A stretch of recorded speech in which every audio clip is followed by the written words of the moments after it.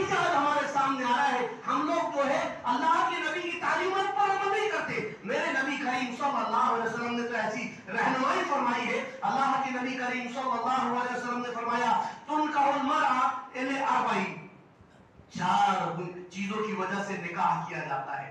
کیا کیا چیز ہوتی ہے؟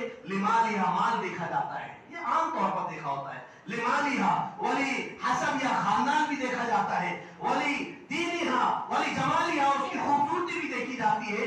ولی دینہا، اور دین بھی دیکھا جاتا ہے. اگر یہ ساری چیزیں کسی ایک کے اندر آ جائیں تو بہت بڑی اچھی بات ہے. لیکن آپ صرف مال دیکھ کر کے شادی کر رہے ہو، بڑی مال والی ہے، تو یہ آپ کی سوچ میں فطور ہے. ایک آنے والی نسل کو آپ ایک تباہی کے دہانے میں کھڑے کر رہا ہو. آپ صرف خاندان دیکھ کر کے جو ہے بڑا خاندان، مشہور خاندان ہے، یہ دیکھ کر کے شادی کر رہے ہو اپنے بچے کی یا اپنی بچی کی، تو آپ آنے والی نسل کو خطرے میں ڈال رہے ہو میرے بھائیوں.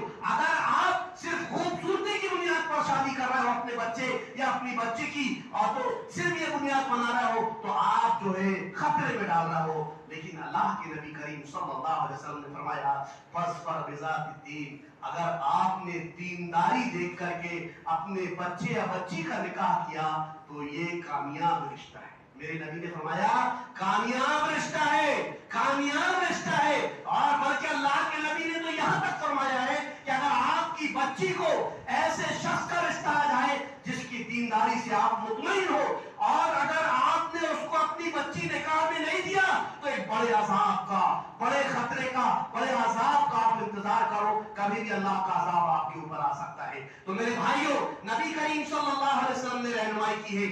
آپ ایک اچھا سماج چاہتے ہو، ایک اچھا معاشرہ چاہتے ہو، تو آپ جو ہے باقاعدہ رشتے بچے بچیوں کے دیندار لوگوں میں کرو، دیندار بچیوں میں کرو، دیندار بچوں سے کرو. اور ان کی دولت، شہرت، ان کا خاندان، حسن و جمال دیکھ کر کے صرف متاثر ہو کر کے جو ہے اپنے بچوں اور بچیوں کو تباہی کے دہانے میں مت ڈالو، ورنہ آپ آنے والی نسلوں کو ایک تباہی اور بربادی کی راہ پر گامزن کر رہے ہو. اللہ سبحانہ و تعالیٰ کی طرف سے بڑا خطرناک وعید اللہ سبحانہ و تعالیٰ نے بیان فرمائی ہے. میرے بھائیوں، بلکہ آپ کو معلوم ہونا چاہیے ہم لوگ کیا دیکھتے؟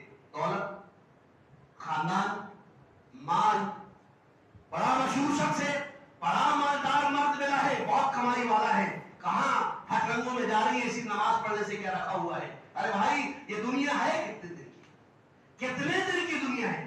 اور دولت کس کے پاس رہتی ہے، خوبصورتی کس کے پاس باقی رہتی ہے میرے بھائیوں، مال کس کے پاس باقی رہتا ہے، خاندان کس کا چلتا ہے. ارے بھائی، سب کو جانا ہے، سب کو ختم ہونا ہے. لیکن دین ایسا ہے، دین دنیا میں بھی کامیابی کا راستہ دکھاتا ہے اور آخرت میں بھی کامیابی اور کامیابی کا راستہ دکھاتا ہے. آپ کو معلوم ہونا چاہیے میرے نبی کریم صلی اللہ علیہ وسلم نے مال کو دنیا کا بہترین سامان نہیں کہا، خوبصورتی کو دنیا کا بہترین سامان نہیں کہا، حسب و نسب، خاندان کو دنیا کا بہترین سامان نہیں کہا، ایک سے ایک دنیا کے سامان. لیکن میرے نبی کریم صلی اللہ علیہ وسلم نے فرمایا الدنیا کلھا متاع، دنیا میں بہت سارے سامان ہیں لیکن خیر و متاع دنیا المرأة الصالحہ.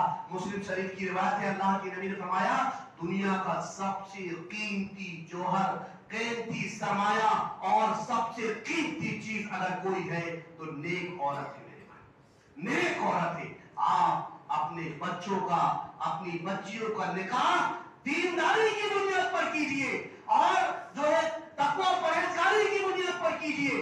آپ دنیا میں بھی کامیاب ہوں گے اور آخرت میں بھی کامیاب ہوں گے. اللہ کے نبی کی ایک بڑی مشہور روایت ہے، وہ بھی مسلم شریف کی روایت ہے. اللہ کے نبی کریم صلی اللہ علیہ وسلم نے فرمایا اربع من السعادات المرأة الصالحہ، 4 چیزیں یہ نیکی کی یعنی خوشحالی کی علامت ہے، خوشحالی کی علامت ہے. خوشحالی سے مراد یہ نہیں کہ آپ کے پاس بہت بڑی دولت و اموال لگے ہوئے. کئی دولت مندوں کو دیکھو راتوں میں نیند نہیں آتی، حضرت کو گولی کھائے بغیر نیند نہیں آ رہی ہے، بے چینی اتنی کہ سکون نہیں مل رہا ہے، رات رات بھر کروٹ لے لے کے گزار دے رہے ہیں، نہ میٹھا کھا سکتے ہیں نہ جو ہے اچھا یعنی بعض تو ایسے بھی افراد ملیں گے جو کروڑوں اربوں کی دولت کے مالک میرے بھائیوں نرم بستر میں نہیں سو سکتے کیونکہ ڈاکٹر نے سونے سے منع کر دیا ہے.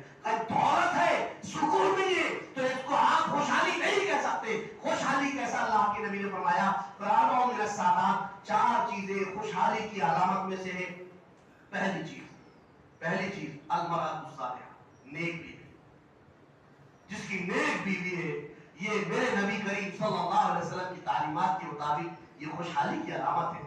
یہ میرے نبی کی تعلیم ہے، جس کی نیک بیوی ہے وہ خوشحالی کی علامت ہے۔ والمسکن الواسع، کشادہ گھر بھی خوشحالی کی علامت ہے۔ اور والجار الصالح، نیک پڑوسی، آپ کے پڑوس میں نیک آدمی ہے، یہ بھی خوشحالی کی علامت ہے۔ والمرکب الحنی، اور اچھی سواری آپ کے پاس ہے، جیسی بھی سواری ہے اچھی سواری آپ کے پاس ہے، یہ بھی خوشحالی کی علامت ہے۔ اس کے مقابلے میں بدبختی کی علامت، اللہ کے نبی نے کیا فرمایا؟ بدبختی کی علامت یہ ہے کہ آپ کی بیوی دیندار نہیں ہے، یہ بدبختی کی علامت۔ آپ کی بیوی دیندار نہیں ہے۔ کیسی مسلمانیت بھائی کہ آپ کی بیوی پردہ نہیں کر سکتی؟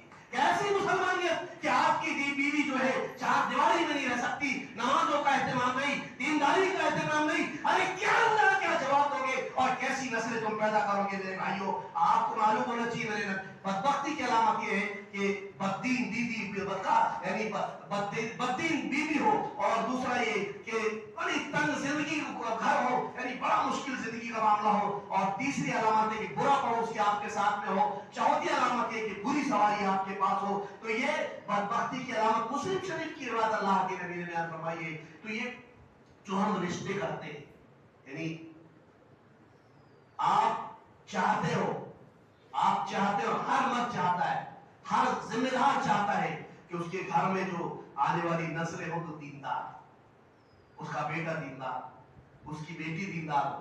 تو فقیہ نے کہا کہ آپ نے 4 مہینے کا بچہ ضرور ہے لیکن آنے میں تاخیر کر۔ آپ اگر چاہتے ہو کہ آنے والا معاشرہ، آنے والا سماج، آپ کی نسلیں، آپ کی اولادیں دیندار ہوں، تو آپ کو شادی سے پہلے اس کا انتظام کرنا ہوگا۔ اللہ